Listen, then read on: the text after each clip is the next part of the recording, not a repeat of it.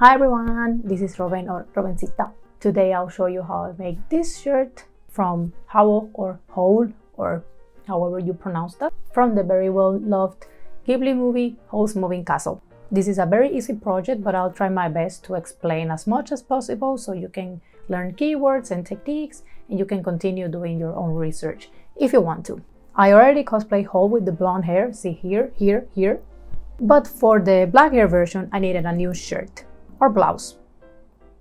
That's another mystery. Is this a shirt or a blouse? Who knows? Anyways, if you pay attention, you will notice that for the blonde version, the shirt has what it seems to be a shirt collar. It has ruffles around the neck and it also has long sleeves. But for the blacker version, the neckline is very wide and open. It has a V on the center and the sleeve is only for 3/4. So now you know they are not the same. I'm explaining this to everybody who suggested me just wearing a black wig and put on the other shirt. It's not the same. I made a pattern for this. It is available in my coffee shop completely for free, so you can download and play with it. And if you want to recreate it with this video, please let me know, tag me, I want to see your end result. The final garment has 6 pieces total. A front piece, a back piece, a neckline facing for the front, a neckline facing for the back, and 2 sleeves. It's very simple, very straightforward, super easy to build. The fabric that I used for this project is not ideal. It just happened to be something that I already had in my stash. This is a thin cotton reel and it's very stiff. I would recommend something that has some but not much stretch, since it will drape better and will make it easy to put on and off. Here I'm folding the fabric because I will cut all pieces folded. That way I only cut once, but the final pieces are going to be mirrored. I pinned and cut all the pieces, and yes, I'm eyeballing the seam allowance. I usually go for 1/2 inch on all sides and 1 inch for the hem. But of course, this will depend on the project. I'm just not too worried about it in this garment. Now I'm going to cut the facings for the neckline. This will make the neckline look nice and finished.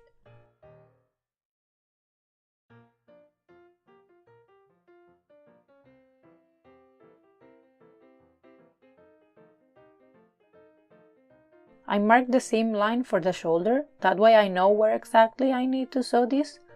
These pieces need to match well, so for these ones I do worry. With all pieces cut, I can start sewing everything. I'm starting with the shoulder seams, and then I tried it on right away. It's something that I always do. Now I'm sewing the side seams and the shirt can finally close. So I'm trying it again. Next up is giving it a good press. I'm pressing open the shoulder and side seams, and also getting rid of that ugly line on the front.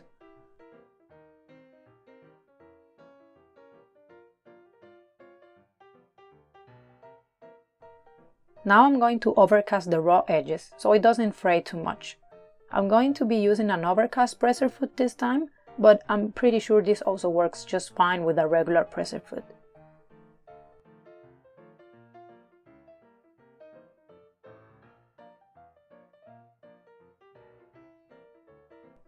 Notice here I just did the same with the regular presser foot. Now I'm going to finish the neckline, but first I need to add some interfacing. As you can see, there's a side that shines a bit, and that's the side that sticks to the fabric. I'm pressing the facings first so that they are nice and flat.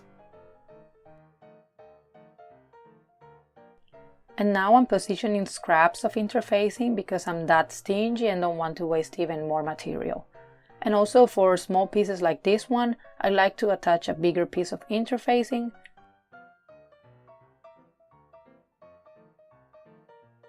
Peel it off from the ironing board and then just cut away the excess.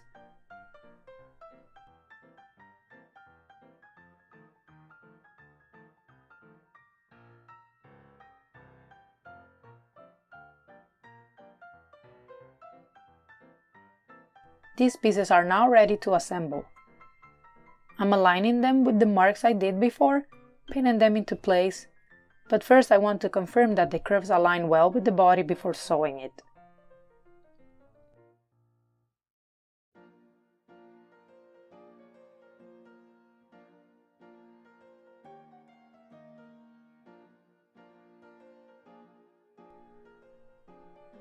After sewing the front and back facings together, it's time to pin it to the neckline of the body. I start from the shoulder seam on each side and work my way inwards.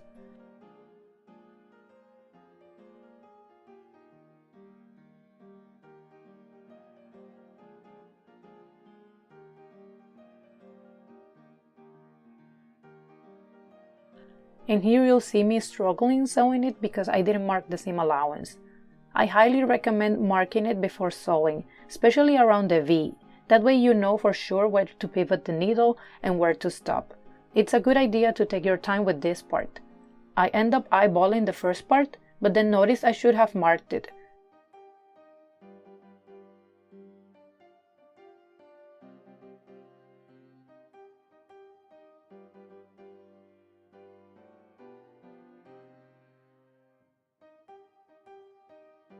So I grabbed my water-soluble pen and made a mark to know where to stop. I just continue eyeballing the rest, but gladly the result is pretty decent.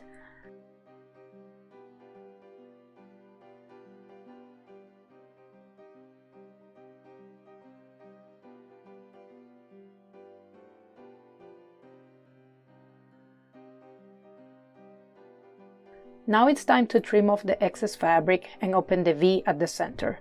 I try to cut as close as possible but not cut into the stitches. Also, I reduce the stitch length when getting closer to the point of the V. This is something that I didn't mention earlier, but it's good to know. Then I cut away all the excess.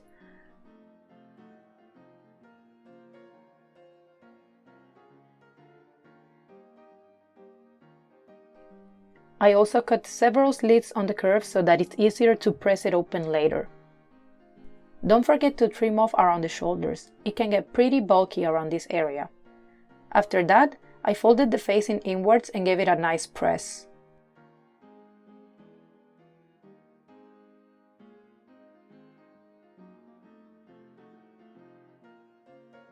After pressing, I'm finally trimming off even more excess from the seam allowance before starting the top stitch.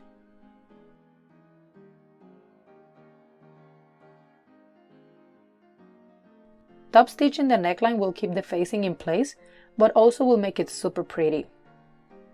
Again, I highly recommend you take your time with this part and make sure you mark where to stop and where to pivot the needle for the V.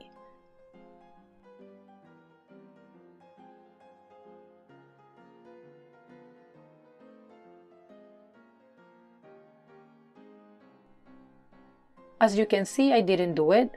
I just went for it and eyeballed it. And then one side ended up wider than the other. I usually don't stress about these things, but if it's too close, I can unsee it. So I had to unpick my stitches and try again. Do learn from my mistakes and please mark your important points.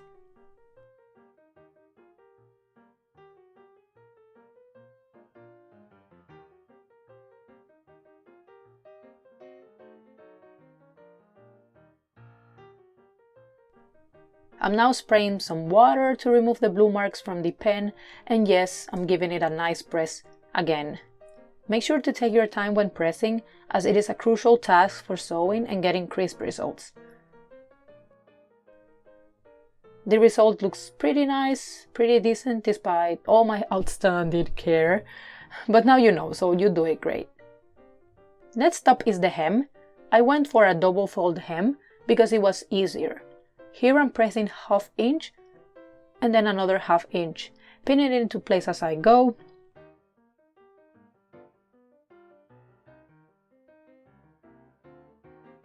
And sewing it pretty fast.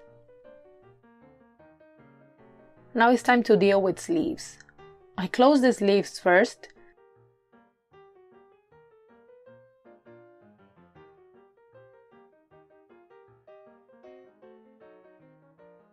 Then overcast the edges.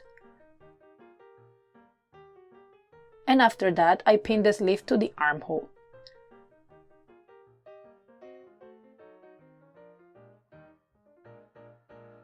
I struggle a lot sewing it and overcasting the edges as always, because sleeves are tedious, but you get used to them after a while.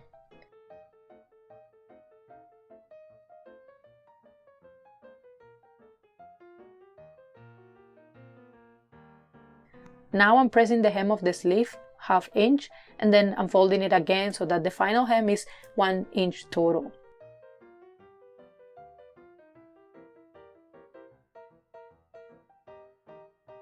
This hem is going to be a casing for an elastic band, and mine measured around 10 inches. I'm now sewing the casing for the elastic band.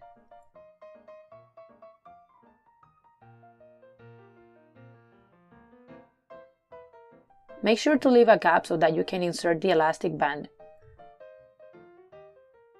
I used a bobby pin to stab the band and channel it through the casing.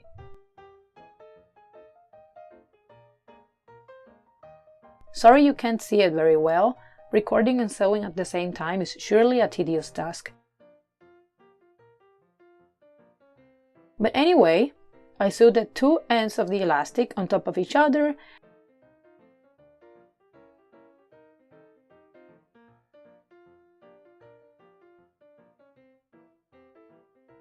Then I closed the gap on the sleeve casing.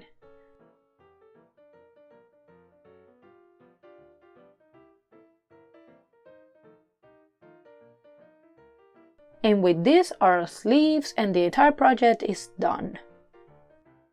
And here is the final result. This is how it looks. Very nice, very comfy. The fabric is very stiff.